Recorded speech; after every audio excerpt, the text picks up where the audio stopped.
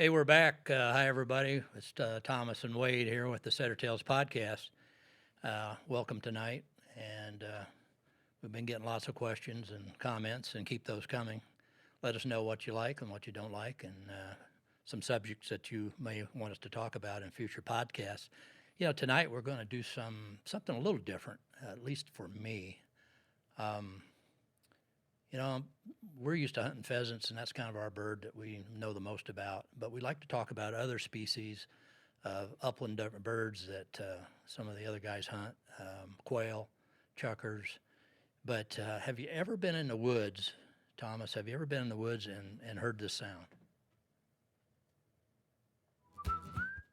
Not that sound.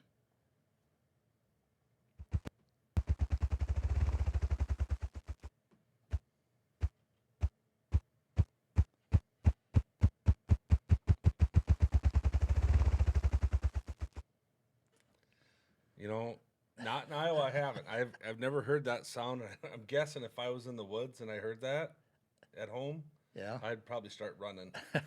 Think it's rattlesnake? Yeah, I did. Well, where I grew up too, and down in Missouri, where I grew up, that sounds like a rattlesnake kind of to me. But no, that's a distinct sound of a ruffed grouse, and it's interesting because I've never encountered one in all the hunting I've done in Iowa. But of course, their habitat is pretty specific, and so unless you're in some real wooded, real tight, brushy areas, you're probably not going to see them. And in Iowa, I don't know, maybe the chances of seeing them at all is uh, is at play. But tonight, the guest we have on tonight is trying to do something about that. His whole job and one of his functions is to work with the Iowa D.N.R. To promote habitat in Iowa that will hopefully keep these birds here. At least keep a foundation of birds. It's a challenge though, and I'm not sure how successful we'll be, but they keep trying. And so we want to bring Greg Heidebrink in. Greg, are you Hey there? guys. Hey, uh, Greg, tell us a little bit about yourself. I've mentioned that you have worked for the Iowa DNR for many, many years. And how many years have you been with them? I've been with the DNR for 22 years now. Okay, and Wow. what specifically is your area of expertise?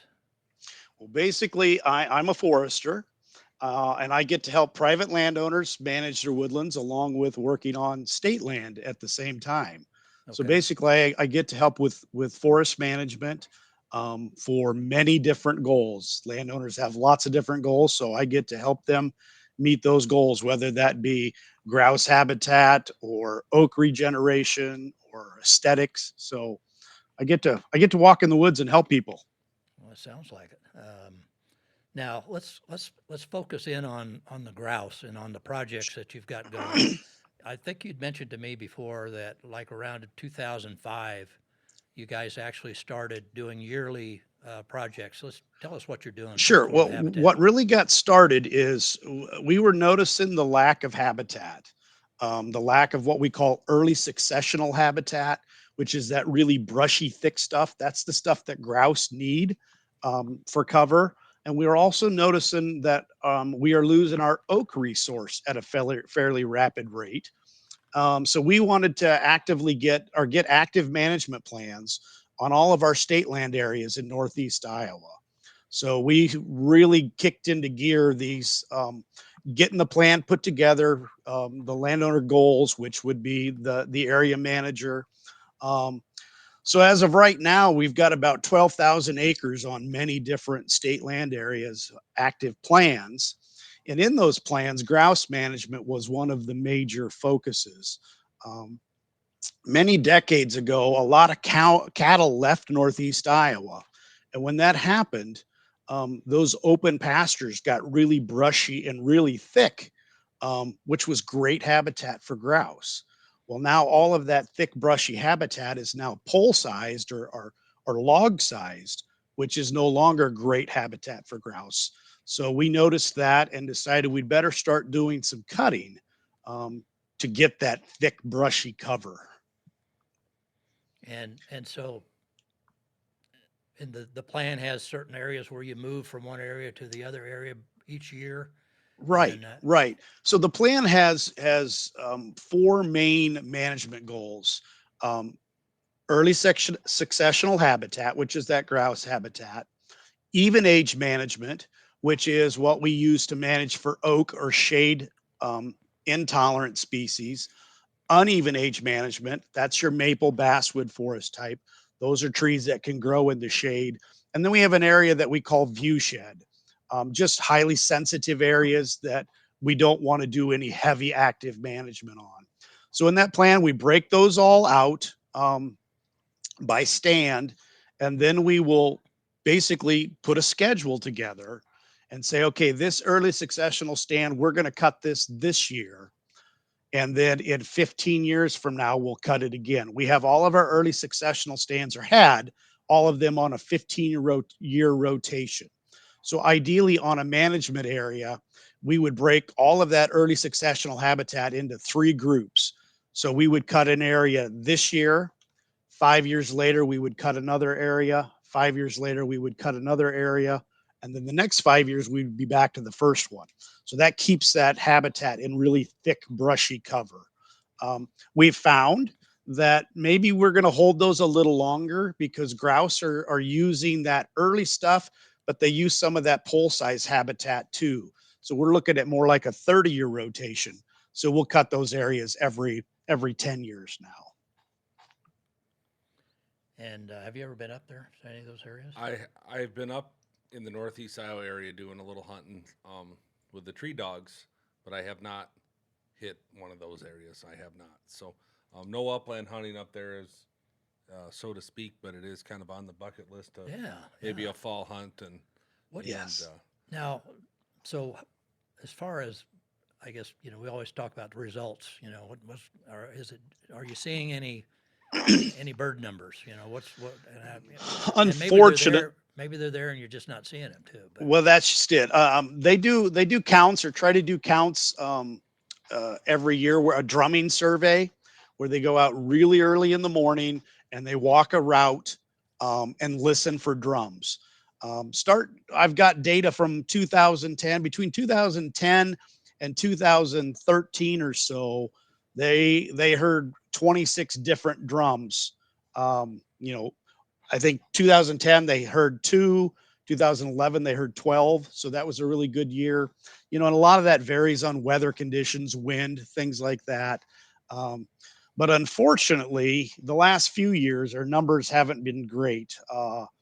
On French Creek in 2018 they heard three drums. This year they didn't hear any. um, they're still there. Our key is we've just got to cut more. We need that really thick, heavy, brushy habitat because that provides that overhead protection for grouse. Another negative we have in Iowa is we don't have deep, deep snow. And that's another one of their escape mechanisms, is to basically bury themselves into that deep snow like they have up in northern Minnesota, yeah, northern Wisconsin. Um, so we've been averaging about 40 acres of early successional habitat every year. So would love to see more, but it gets, there's only so much we can do on state land. So that's when I'm walking properties with private landowners. I'm also talking to them about these options. And we've done some grouse cuts on private land. So if we put that all together, hopefully we're building enough of that early successional habitat to bring that population back. But it's going to be a challenge. yeah, so as far as when you're cutting trees and making that habitat, you just don't go in. I don't want people to think differently, but you just don't go in and just flatten the forest, correct? You pick certain trees that you want to take down in a 40-acre plot. No, we pretty much go in and flatten the Okay. forest. Okay. We do. So it'll depend. Normally, we're going to try to target edges so that aspen is a cool species. Some of the largest living organisms in the world is an aspen clone. When you look off on the hillside and you see a stand of aspen, that's probably all genetically one tree. It really. just comes out from one big root system. If you had a silver maple tree in your yard and you cut it off, it will sprout around that stump. If you have an aspen tree in your yard and you cut it off, it's going to sprout anywhere that it has root system. So every time we cut them off, they get bigger and thicker and better. So that's why we're always looking for that edge so we can expand that aspen out into the open field. It also softens the edge of that timber, and gives us that really thick, brushy cover. One of the problems we've noticed or we've learned since we started this in 2005, Lansing, for example, the Lansing Wildlife Management Area, we had lots of little pockets of aspen all the way around this great big field. So we kind of went to town along with early successional cuts, but we also did some clear cuts. And we can talk about that in a bit, how clear cuts are really important for oak management. But we put these all together, and by the time we were done, we kind of had the whole field circled. And it looked really cool until you were a deer hunter and you were trying to get into the big woods, and we'd cut all the way around the edge. If you notice the way some of these look, it's really, really thick and really, really hard to get through. So we learned that we need to leave some blocks open so we have good access back and forth, not only us, but wildlife, things like that. So we're learning as we go. No, we do. We normally come in, and if there's merchantable trees in there, we may harvest those for sale first and then come in and cut everything down. What we've found is that we will do this for, we'll cut it 3, 4, 5 times. Um, and many times by that fourth or fifth time, we have a lot of oak coming back in. And we say, okay, now we're just going to let this grow and become a big forest again and find another area to do some early successional cuts. Because you were telling me that the oak, unless you do this process, you're not going to get the oak to come back, right? Right. And So, thank you for bringing that up. I have a lot of landowners that I go meet with for the first time, and they'll say, gosh, we've been planting oak in this woods every year forever, and we just aren't having any luck. Well, the reason, oak is shade intolerant. It's not going to grow there. It has to have full sunlight. So it's really important for us to try to find those spots. As you can imagine, when I go to somebody that just bought their little piece of heaven, their little 10 acres, and I come in and say, gosh, this would be a great area to clear cut, wouldn't it? And they look at me and say, no, I don't think so, which I don't blame them. But with these smaller ownerships, and less people willing to clear cut, we're losing about 1% of our oak in Northeast Iowa a year. Um, and if we look at that from a wildlife standpoint, that's huge. There are 90 plus species of wildlife that utilize acorns for a food source. I think there's like 500 species of butterflies and moths that use it at some point in their lifespan. So that oak resource is really important too.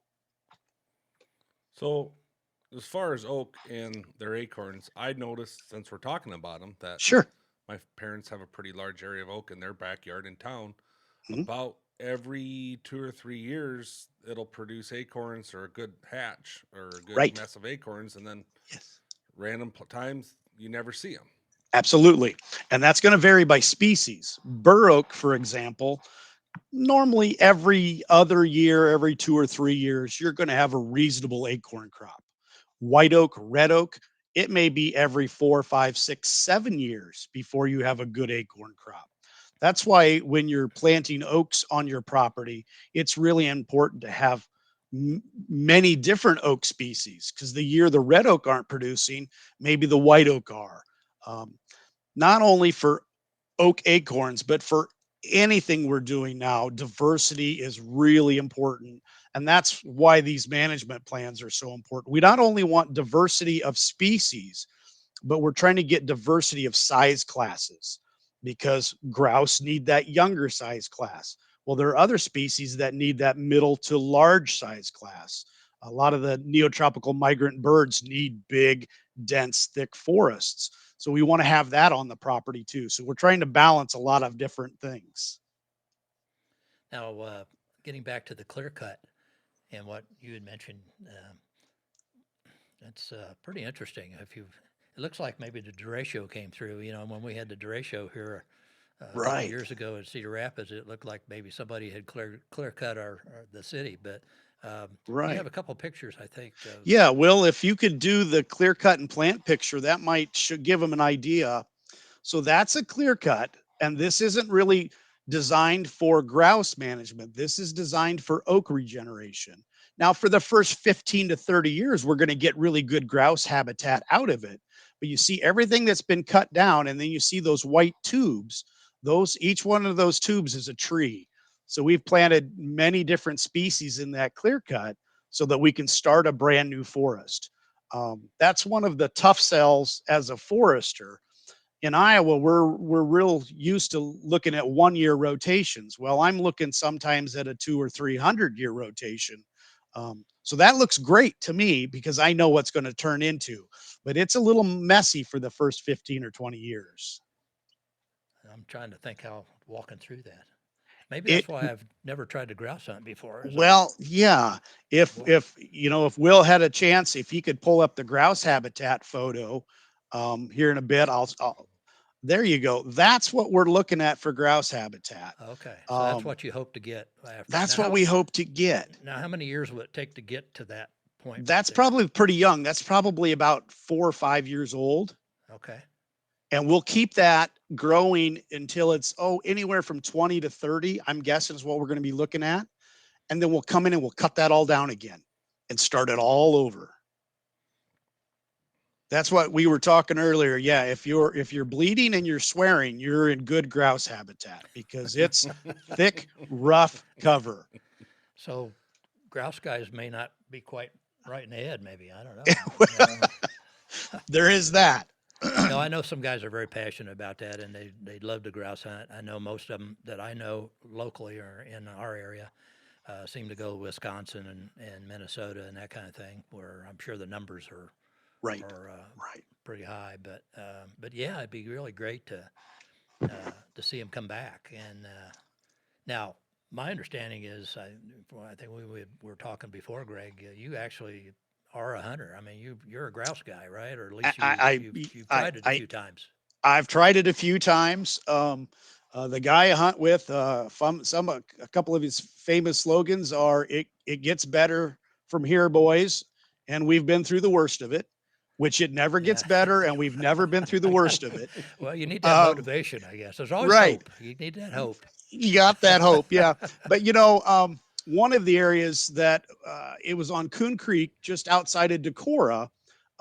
There was some straight line wind, maybe a small tornado many, many years ago.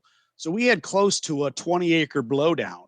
So Mother Nature forced us to do something. So this area was a pretty, rough clear cut. Um, we were hunting that area probably, I'm guessing it was 2002, 2003. I flushed 7 grouse at a one top, which is unheard of, but that was Wow. fantastic cover and it was a large block. And I think that's our problem. We're so fragmented. We don't get those large blocks like they do up in northern Minnesota or Wisconsin.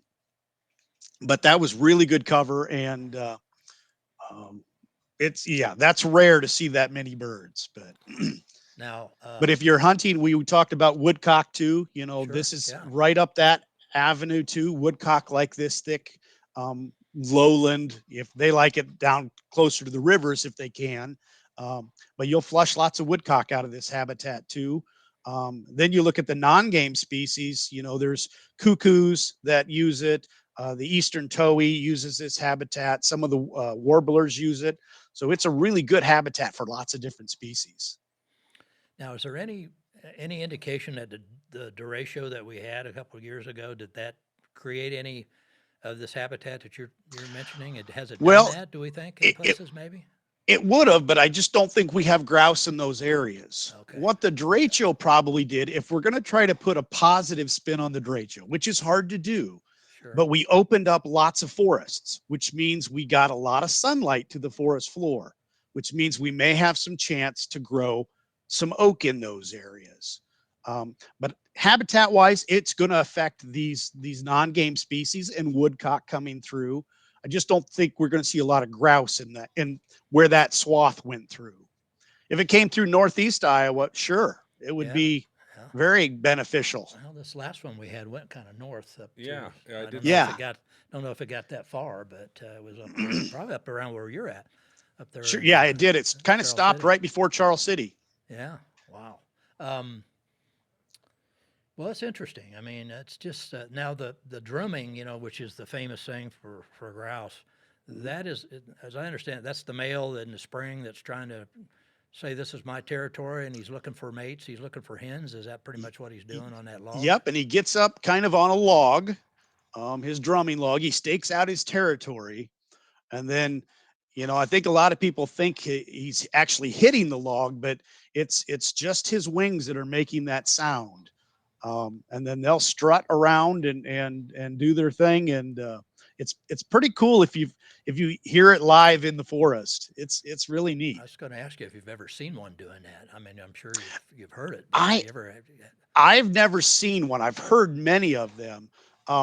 But Terry Hainfield, the biologist he's retired now, but they were doing something with Iowa Public Television once, and they managed to get a camera set up on a log, and they caught one drumming on his log. Very So, which cool. was really rare, but Wow. it's really neat to listen to.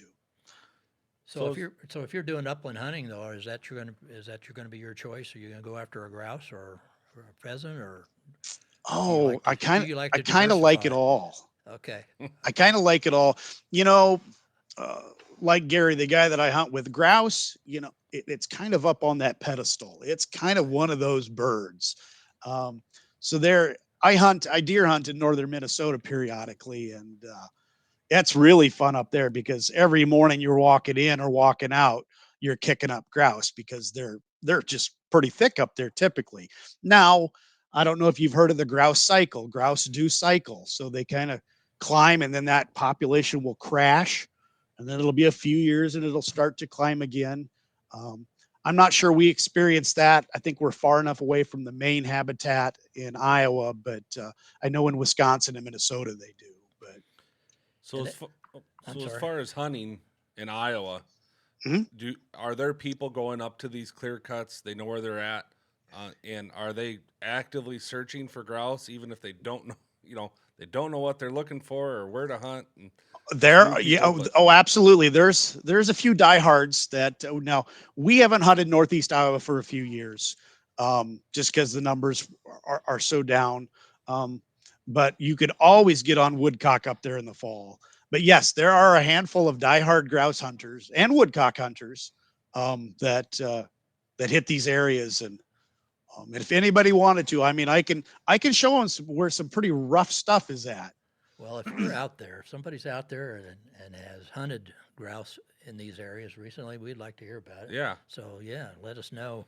We'd like to hear how you've done, and if you've heard any drumming, or I guess what keeps you pursuing a bird that may or may not be there. I guess that'd be the challenge, I would assume. Right. But I It's don't know. kind of The like cover looks. Sasquatch. It's it I tell kind you, of is. You I know have. he's there, you just never see I, him. I don't know, Greg. I avoid some pheasant habitat that I don't think I can get through very good. I look at that picture and go, oh my gosh, I think That's where I'll pick you that's up where at the other side. those Yeah, dogs are really handy. Yep. So I got GPS yeah. and I don't have to touch any buttons. Just get out of Can here and go can look. can you block grouse? I don't know. I Can you don't know. go down a block for it? I, So But as far as reports going with these guys, the few diehards, do they ever get any?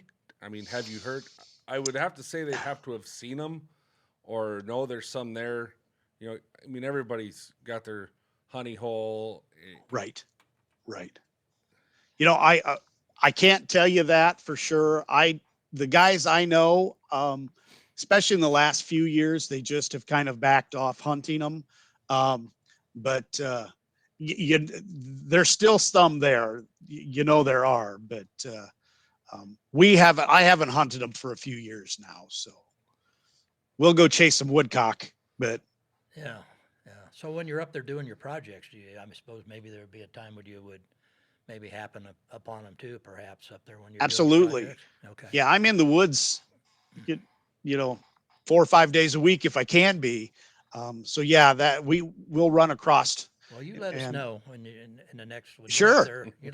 If you find one or hear a drummer, we'd like to know about it, and we will talk about it on our wherever we are in our podcast. We'll say we just got a report from Greg. I just think it's pretty okay, We cool. won't very tell them good. where it's at, so No, well, the yeah, we might not give so up the the Orange spot. Army doesn't show up Yeah, we and might. shoot Well, the I'll tell you last what. grouse in the state How of long do you Iowa. think an Orange Army that would after they looked at that habitat? I mean, you got to be driven to. You, Man, you gotta want to do it. I Yep, guess you gotta I'm want to do tempted. it. that's got to be part of the. I'm tempted. I know you are. I know you are. I think you Well, should do it. I think you we'll should do we'll it. we'll set something up. We'll go walk. Yeah, it'd be kind of cool to see do a report on that. Well, But even if we get to just go after some woodcock too, and I had a flooded area on one of our farms and was just running dogs before season, and he was out. Water was about knee deep on the dog on Boomer, and he kept going out in the water. I thought, what are you doing pointing? And I'd call him, get out of there, let's go. There's no pheasant in there. And pretty soon, I better walk to him instead of calling him off or teach him a bad habit. And it was woodcock. And I don't know if Really? there was probably maybe a half a dozen of them that I saw on different points. But, I never knew. I'd like, well, that wasn't a snipe, but that might have been a Okay. woodcock. So it was just maybe they were migrating and they saw, hey, there's habitat and water. I'm going to go hang out. I So That's have encountered woodcock before. Surprisingly, yeah. when you're not expecting yeah. them, but If they're you catch migrating that through. flight coming through, Yes. it's a lot of fun. Yeah, I bet. Um, So as Yeah. far as being on state ground, if a person was going to go up there, there are regulations. There's got to be some regulations for these grouse as far as do they have to use steel shot? Some of the state land you have to use steel shot. Some of it you don't. You know, right. You'd want to check your check your maps local ahead of reg. Yep. time. Most of the areas I don't get to the Mississippi, so I'd be in Winneshiek County. Um, but I don't think you're going to need steel shot on any of the WMAs that we're hunting. But you definitely want to check that out before you go. A lot of times we would camp, and you know, quite honestly, that's what a lot of this is about: is the camaraderie and the campfire, and watching a dog work is just one of the best things in the world. And woodcock and grouse can be a lot of fun if you can see the dog. Yeah. Sometimes they're hard to see. That's where you need that GPS. That's why I watch Paul. my watch. Yeah, Dog yeah. is 75 yards that Now way. let's That talk There way. he is. Yeah, Let's Yes. that's where he's talk at. about okay. You get that grouse. Then how do you prepare that when you're out there at the Well, campfire? basically, yeah. One of the grouse, it's a lot like a pheasant. I would breast it out, and quite honestly, I just kind of like it fried in a pan. Now, woodcock, that's a different story. Um, I don't know if you've ever had woodcock, but it's a little strong. If you like liver and onions, you'll like woodcock. It takes me It's an about a acquired jar of taste. ragu spaghetti sauce for every 4 woodcock. So, but I love liver and onions. Oh, So there you go. you get then you garlic, would love you get woodcock. butter, and you get onions. You can't go wrong. And if There you you go. fry it in bacon grease, Yep, Yeah. Oh, the butter So- delivery system. awesome. yes. Awesome. And on that, do you guys camp like just local campground campers, or do you do it the old school way? On the cast state irons areas, and- we just camp in a parking lot, and yeah, you'll see. It's interesting. Lots of people are hunting that time of year. You'll have a lot of squirrel hunters, so you're going to see some people. Um, you're not going to see them in the zones that we hunt typically. Your squirrel hunters are going to be in the big forest, but in those thick, heavy areas, you're not going to see many people there. But yeah, it's just awesome laying in your tent and listening to the coyotes, and some really good times. So as far as predators, I know that you have to have a lot of ground cover, a lot of snow. What is the main predator on the grouse? I would assume you're looking at coyotes, things along those lines. I don't know nest wise if it's now. You got to remember you're talking to the forester here, not the biologist. I wish we had the biologist on. They'd give you a lot more. Um, but I'm guessing you're going to have the same things with nest predators, things like that too. So And that's one point I've been wanting to bring up on the podcast as far as when I coon hunted most of my childhood and my adult life. I've kind of retired since now, but I've noticed since the fur market has gone down, and we have a lot of issues with getting where there's a clear cut or something, and they let the raccoons like and the skunks especially love that down area. So that has, I believe the predators, as far as nest predators for pheasants, grouse, whatever's nesting on the ground, has really become impactful on our wildlife. With no Well, fur yeah, trade going on, I I think think that's it's the gonna key I right think it's there gonna is suffer. you're just not having the trappers out there, and populations are going to climb. So yeah, I agree. Until fur is worth something, it's going to be kind of tough. So Hmm. As far as introducing, has the DNR done anything to introduce grouse to these areas to try to get them to populate? I think they had in the past, but I'm not sure it was very successful. Like I say, I'm more on the management side of woodland management than the actual biologist side of things. But a lot of times I think the wild turkey releases, were very successful, but I don't think grouse and pheasants and things like that have been very successful. Yeah, I think that's probably pretty tough to do. I know What? that I read some articles about it, and it just seems like it was they had tried down in I think down in southern Iowa somewhere in Okay, some state ground. But this is sure. 25 years ago. I think that they Right. Yeah, tried. I don't think anything for is done Uh, been done for a long time, No, and I think the actually, reason is it's just not very yeah, successful. I think they actually maybe trapped them up in northeast Iowa and took them down there. So that tells you kind Could of be. the time frame on that. It's been a while.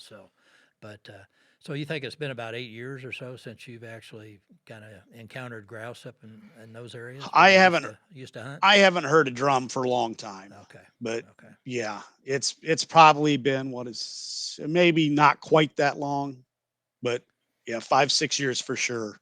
Well, I think it's good to I think for everybody that's listening and watching it to know that you guys are out there trying. You can't give Absolutely. up and on that resource and how cool would that be if you could bring him back? But it's boy, the odds are against you, but Odds are stacked, got and to try. yeah, absolutely. And I would encourage any landowner, if you've got a forest or woodland that you have questions about, that's what we're here for. Give us a ring. We have district foresters throughout the entire state of Iowa. We would love to help you manage your woodlands. So give us a call anytime. Grouse or woods or turkeys or whatever you want to do. So is there some maps on the DNR website where people can go and look to see where these clear cuts are at? So if they Yeah, all of the management plans are on the website. So if you go to Coon Creek, you could pull up the management plan, read through that plan, and see every stand that was recommended for an early successional cut. Now, it may be in different stages. You may have some that were cut 18 years ago and one that was cut last year. So you're going to want to do some checking with the local biologist. But yeah, you can go through and find those plans. And our goal is to have every state area with a management plan on it. Um, we're slowly getting there. It takes time, and each year you add another plan. You don't want to forget about the ones you've already done. You want to keep actively managing those, so it just keeps getting a little bigger and bigger. But that's our goal, is to have a plan on every area. so most of these areas are around the Decorah area, correct? Decorah, Alameda, they get down into Clayton County, Dubuque County, um, and that's the areas I work on. Now, Southern Iowa, they're working on all of their forests, WMA areas, right in management plans. So the goal is statewide. I just happen to work in Northeast Iowa. I bet he's really proficient with a chainsaw. Man, man, I just that picture though of that. I'm just trying to think, I'm navigating through that. I just remember how it was when we were trying to clean up brush after the storm. Just After the derecho, oh yeah, my gosh, just trying to yeah, get over yeah. the carnage, so to Quite speak, and just honestly, you're going to avoid these areas for about the first 5 years. About year 7 8, they start to get some pole size to them, or sapling. Then it starts to get a little easier to walk through. But yeah, those first 5 years are pretty tough. I still like to, That's yeah. I still like to try it. Yeah, and I've hunted woods where there was abandoned cattle pastures, it's grown up into quite a forest, and I noticed the buckbrush, Yeah. and it's about Yep. 10 foot tall, Right. and you definitely don't want to walk through it because you're going to bleed. And That was one of our, that's exactly it. that's exactly where you want them. That's where we want to be, right I there. need to go get a cage of grouse and put them in this woods because deer hunting, crawling on your hands and knees through it, the deer are in it, so you have to go. It's buckbrush, so there's going to be a buck in there. But, I guess that's what everybody says. But Yeah, it's the raspberries and the gooseberries and all that stuff that comes back with it. That's Yeah. the So fun pokey stuff. that's yes, and about that time zone when the bird flushes, right? Right when you're That's right well, in the- actually, you're bent over climbing underneath the branch. That's when the bird flushes. You just get How to many- hear it. How many grouse do you think you've taken over the years? Oh gosh, not as many as Gary. Yeah. He's a diehard grouse hunter. Like I say, he holds that bird on a pedestal. And he's still going to Wisconsin every year, so Cool. he's still actively chasing them. He's still going after him. Well, He's good still for going him. after him. Yep. Well, now, I tell you, from what I've heard on some of them northern hunts is, I know it's probably not a concern here, but a lot of guys, I've heard of guys going up there and saying, "Yeah, my dog didn't even make it back to the truck. They're blue-green algae." So, have you guys ever run into that where the dog drinks out of a pond or a creek and they usually don't make it to the truck? It's I've like eating never chicken antifreeze.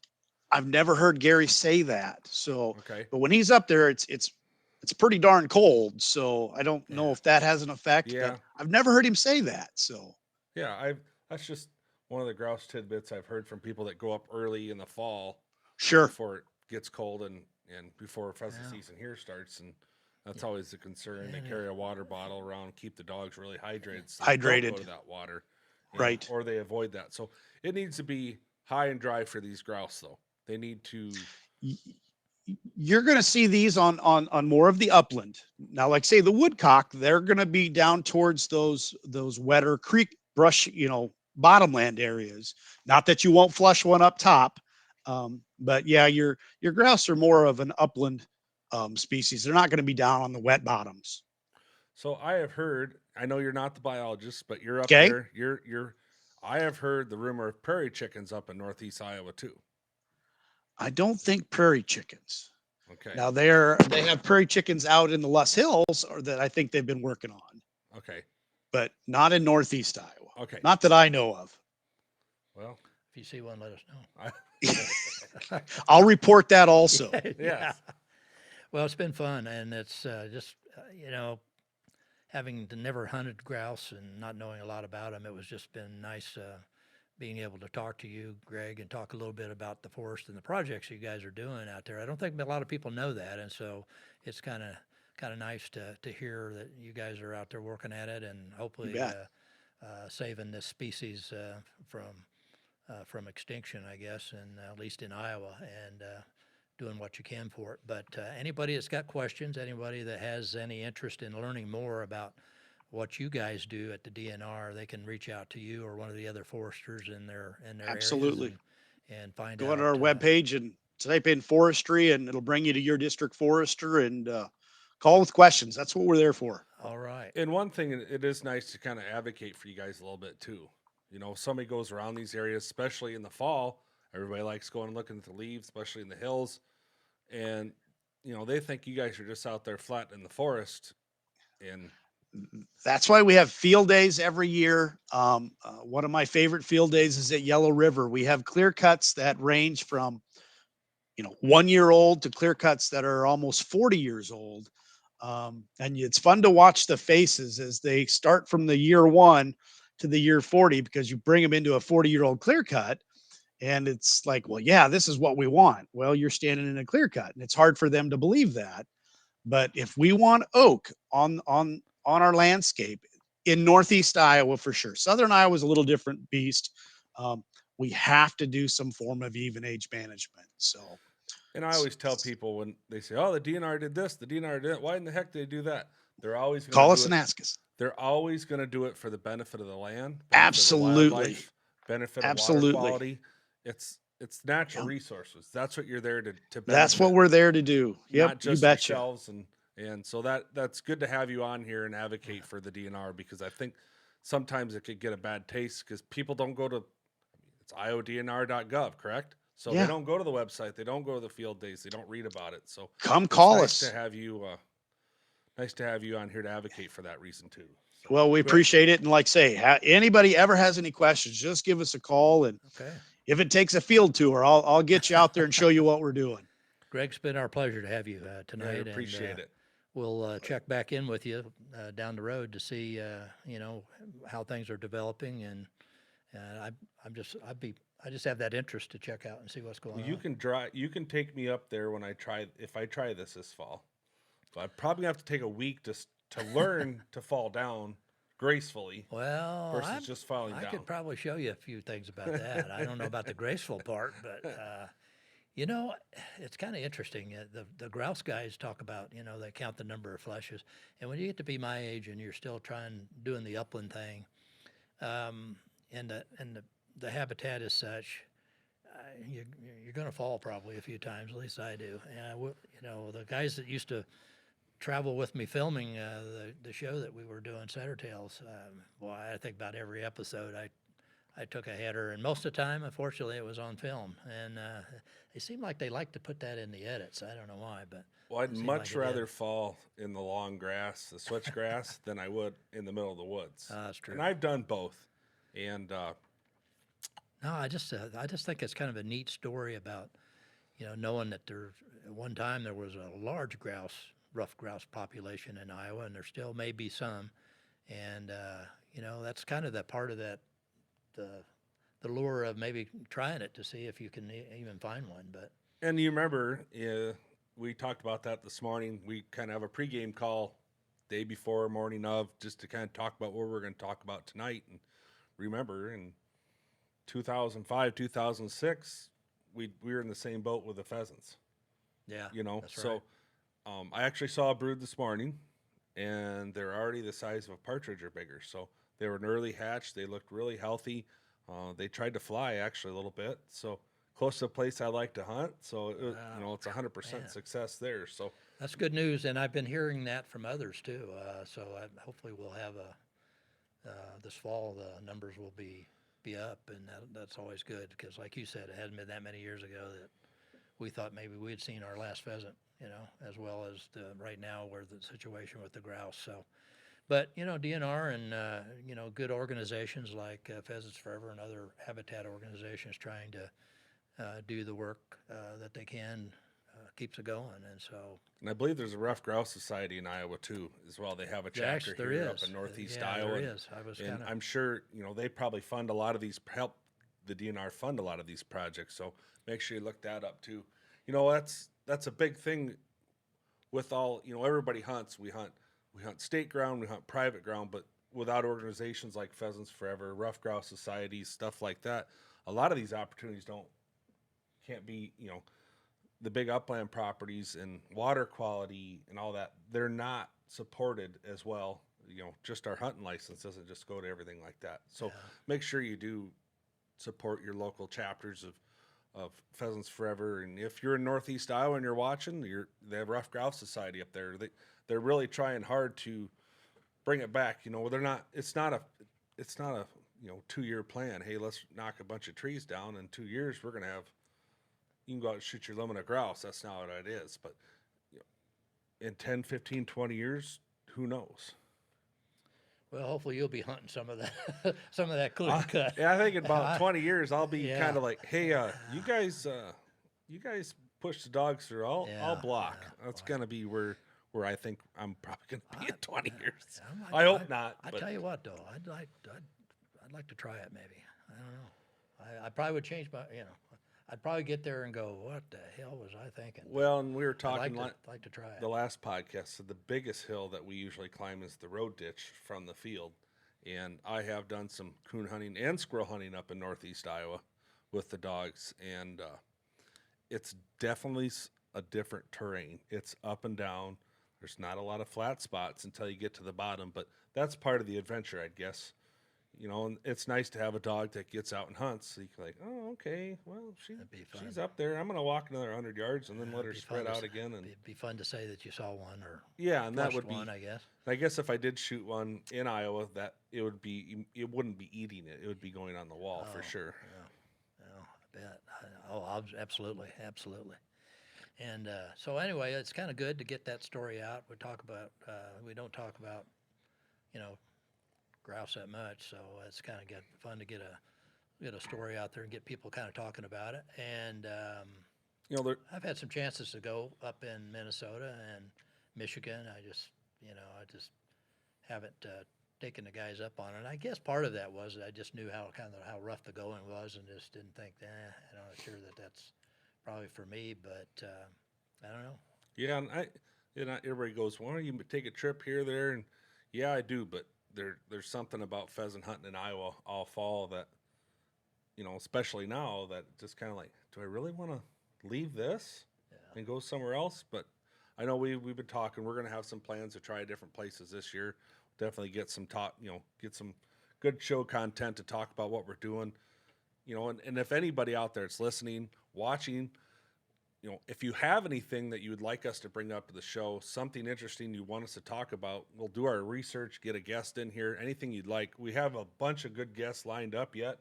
Yes. And, but it's for the listener. So if you have something you want us to talk about or bring up, please shoot us a message on our new Facebook page, Setter Tales on Facebook. So I think we opened that up last night I think it was about 7:30, and we already have 200 plus followers. So that's huge. We thank everybody for that. Appreciate that. And we're hopefully, like you said, Thomas said, we get some guests on that. We've got some lined up that are really going to be outstanding. I'm pretty excited about some of them coming up, and we're working on filling out the schedules. I hopefully have some good content, but and just the stuff that we're doing too. I mean, as the season gets closer and our dogs are, pacing the kennel and in the backyard and saying when are we going to work and where are those birds at? It's going to get close, but. And you're thinking about, are you getting another dog, or are you thinking about it, or where are you at on that? I need another dog like you need another hole in the head. But everybody does. But I'm looking at a couple puppies, and we tried to get CJ bred this spring, and she's just not ready yet. So she's not ready to be a mom, which is great. I get to enjoy her with no fat on her this fall, and get another good season on her. And there's some possibilities on picking up another dog for the fall. So I always like starting dogs, and that's kind of what my passion, watching a dog learn and watching how they end. So, and my older dog, she's 13, so she's almost completely blind now. So I tried last fall on a really nice day. It was just wet enough, or it wasn't dry, just perfect conditions for her, and she got out and hunted a little bit.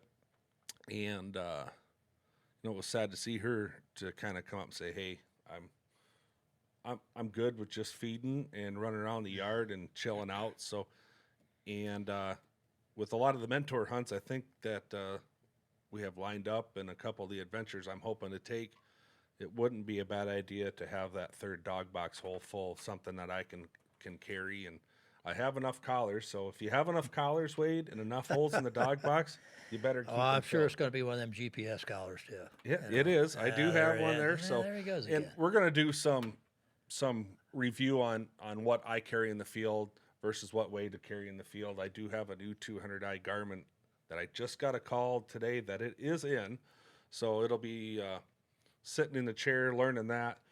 And with the new interface and that, and actually be able to, if I'm on a hunting trip, somebody's got the same thing, we can actually send a text message back and forth to each other. So that'll be something. Wow. Something, if I get lost in Kansas or something, I can say, "Hey, where are you at?" Shoot in the air a couple times. And I make fun of you sometimes about you and some of the other young guys I hunt with, and they make fun of me, kind of being old school and.